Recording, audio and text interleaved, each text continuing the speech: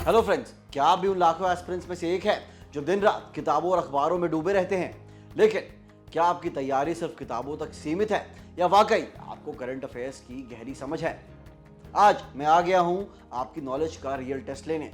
मैं पूछूंगा कुछ ऐसे जीके के सवाल जो अक्सर एग्जाम्स में घुमा फिरा कर पूछे जाते हैं। देखते हैं आप में से कितने लोग आज इन सवालों के सटीक जवाब देकर खुद को सिलेक्शन के करीब साबित कर पाते हैं। तो चलिए शुरू करते हैं आज का जीके का डेली डोज।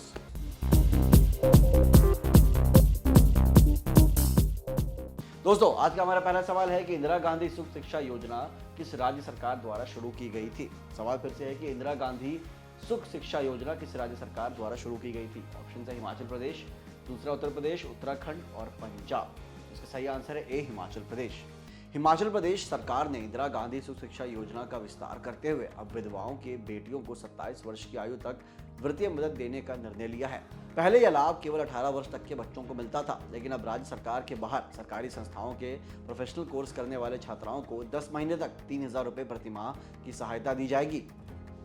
इस कदम का मुख्य उद्देश्य निराश्रित महिलाओं और दिव्यांग माता पिताओं के बच्चों को उच्च शिक्षा के लिए प्रोत्साहित करना है।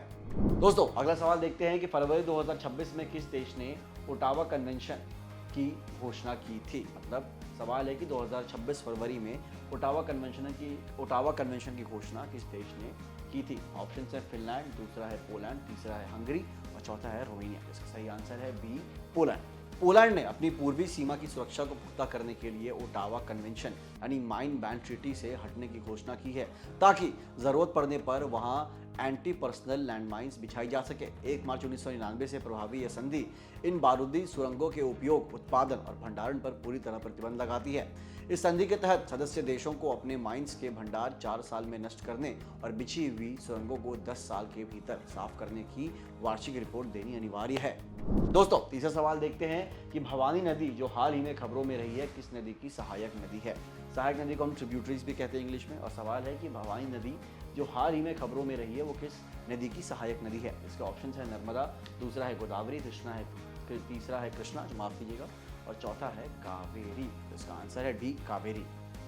एक आरटीआई कार्यकर्ता ने भवानी नदी में बढ़ते प्रदूषण के खिलाफ प्रधानमंत्री कार्यालय यानी पीएमओ में याचिका दायर कर सख्त कार्रवाई की मांग की है।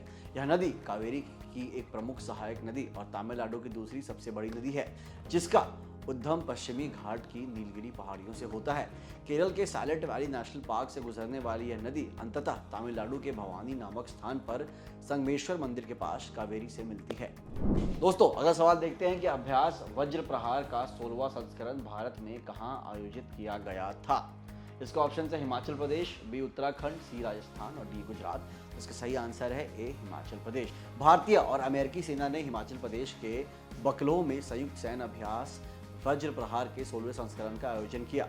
इस विशेष बल अभ्यास का मुख्य उद्देश्य दोनों देशों के बीच रक्षा सहयोग को मजबूत करना और जटिल युद्ध स्थितियों में आपसी तालमेल व परिचालन तत्परता को सुधारना है। वर्ष 2026 के संस्करण में दोनों सेनाओं ने उन्नत विशेष अभियानों की रणनीतियों, तकनीकों और प्रक्रियाओं यानी टीटीपीस का साझा अभ्यास किया है। दोस्तों, अगला सवाल देखते हैं कि एक नया डायनासोर जिसका नाम सिप्नोसॉरस मायराबिलिस है वो किस रेगिस्तान में खोजा गया है? इसका ऑप्शन है गोबी डेजर्ट, दूसरा है अटाकामा डेजर्ट, तीसरा है सहारा डेजर्ट और चौथा है कालाहारी डेजर्ट। इसका सही आंसर है सी, सहारा डेजर्ट, जो कि अफ्रीका में है। सहारा रेगिस्तान के नाइजर में सिप्नोसिस मायराबिलिस नामक एक नया डायनासोर की खोज की गई है। लगभग 9.5 करोड़ साल पहले नदियों वाले वन क्षेत्रों में रहने वाला यह जीव सिप्नोसॉरस वंश की दूसरी ज्ञात प्रजाति है। इससे पहले इस वंश की पहली प्रजाति सिप्नोसॉरस इजिप्टियाटस की खोज 1915 में मिस्र में हुई थी, जो अपनी विशिष्ट जलीय जीवन शैली और पीठ पर मजबूत विशाल पाल जैसी संरचना के लिए प्रसिद्ध है। दोस्तों, अगला सवाल है कि कानलोन वोल्केनो जो हाल ही में खबरों में रहा है वो किस देश में है? वोल्केनो का नाम है कानलोन वोल्केनो और वो किस देश में स्थित है? पहला है इंडोनेशिया, दूसरा है जापान, तीसरा है चाइना और चौथा है फिलीपींस। तो इसका सही आंसर है डी, फिलीपींस। फिलीपींस के नेग्रोस द्वीप पर स्थित माउंट कानालोआ में हाल ही में हुए विस्फोट के कारण भारी राख और धुआं निकला, जिससे पूर्व क्षेत्र में सुरक्षा अलर्ट जारी कर दिया गया। समुद्र तल से 2465 मीटर की ऊंचाई वाला यह वोल्केनो क्षेत्र की सबसे ऊंची चोटी है और पैसिफिक रिंग ऑफ फायर का एक सक्रिय हिस्सा। इसके शिखर पर एक विस्तृत काल्डेरा और क्रेटर झील मौजूद है, जबकि इसकी ढलानें समृद्ध जैव विविधता और प्रमुख नदियों के उद्गम स्थल के रूप में जानी जाती है। दोस्तों, अगला सवाल है कि CJ-1000 एक रोड मोबाइल मिसाइल है जिसे किस देश द्वारा विकसित किया गया है। इसके ऑप्शन थे चाइना, रशिया, जर्मनी और इंडिया। इसका सही आंसर है चाइना। चीन ने हाल ही में बीजिंग में एक सैन्य परेड के दौरान अपनी स्वदेशी CJ-1000 हाइपरसोनिक क्रूज मिसाइल का प्रदर्शन किया, जो दुनिया की पहली परिचालन वाली जमीन आधारित स्क्रैमजेट संचालित मिसाइल मानी जाती है। यह मिसाइल 10 पहियों वाले diesel electric hybrid transport erect launcher पर स्थित एक रोड मोबाइल सिस्टम है, जो इसे त्वरित तैनाती और उच्च गतिशीलता प्रदान करता है।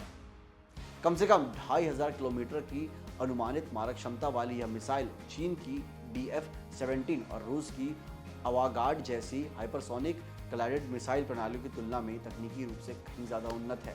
दोस्तों, अगला सवाल है कि लखपति दीदी पहल किस मंत्रालय से संबंधित है। ऑप्शन है ग्रामीण विकास मंत्रालय, दूसरा है कृषि मंत्रालय, तीसरा है वित्त मंत्रालय और चौथा है महिला एवं बाल विकास मंत्रालय। तो इसका सही आंसर है ग्रामीण विकास मंत्रालय।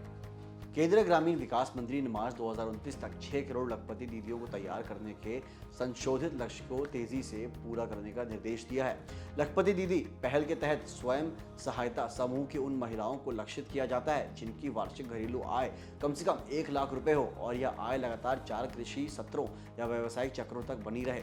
ग्रामीण विकास मंत्रालय के अंतर्गत दीनदयाल अंत्योदय योजना, राष्ट्रीय ग्रामीण आजीविका मिशन द्वारा संचालित इस योजना का मुख्य उद्देश्य ग्रामीण महिलाओं का आर्थिक सशक्तिकरण करना है। दोस्तों, अगला सवाल है कि लेक विक्टोरिया जो हाल ही में खबरों में रही किस महाद्वीप की सबसे बड़ी झील है। ऑप्शन है एशिया, अफ्रीका, यूरोप और ऑस्ट्रेलिया। तो इसका सही आंसर है बी, अफ्रीका। मुख्य रूप से एल्गल ब्लूम से कारण हुए गंभीर पारिस्थितिक नुकसान की वजह से लेक विक्टोरिया का पानी हरा हो गया है, जो हाल ही में चर्चा में रहा। यह अफ्रीका की सबसे बड़ी और उत्तरी अमेरिका की लेक सुपीरियर के बाद दुनिया की दूसरी सबसे बड़ी मीठे पानी की झील है। मुख्य रूप से तंजानिया और युगांडा में स्थित और केन्या की सीमा से लगी इस झील को स्थानीय स्तर पर विक्टोरिया, न्यांजरा, नलुबाले और उकेरेवे के नामों से भी जाना जाता है। विशेष बात यह है कि भूमध्यसागरीय रेखा इस झील के बीच से होकर गुजरती है, जो इसे भौगोलिक रूप से अत्यंत महत्वपूर्ण बनाती है। दोस्तों, अगला सवाल है कि गुप्तकालीन साहित्य का स्वर्ण युग किसके समय को कहा जाता है। ऑप्शन है चंद्रगुप्त प्रथम, दूसरा है चंद्रगुप्त द्वितीय विक्रमादित्य, तीसरा है स्कंदगुप्त और चौथा है कुमारगुप्त। तो इसका सही आंसर है चंद्रगुप्त द्वितीय विक्रमादित्य। चंद्रगुप्त द्वितीय विक्रमादित्य के समय कालिदास जैसे कवि और विद्वान थे, इस कारण उसके समय को साहित्य का स्वर्ण युग कहा जाता है। तो ये थे आज के टॉप जीके और करंट अफेयर्स सवाल। अब ईमानदारी से अपना टोटल स्कोर कमेंट बॉक्स में जरूर बताइए। देखते हैं आज का टॉप स्कोरर कौन रहा। अगर आपने आज कुछ नया सीखा तो इस वीडियो को लाइक करें और अपने उन दोस्तों के साथ शेयर करें जो तैयारी में जुटे हैं। याद रखिए, तैयारी वही जो हर दिन अपडेटेड रहे। मिलते हैं अगली वीडियो में कुछ और धमाकेदार सवालों के साथ। तब तक के लिए कीप लर्निंग, कीप ग्रोइंग। जय हिंद।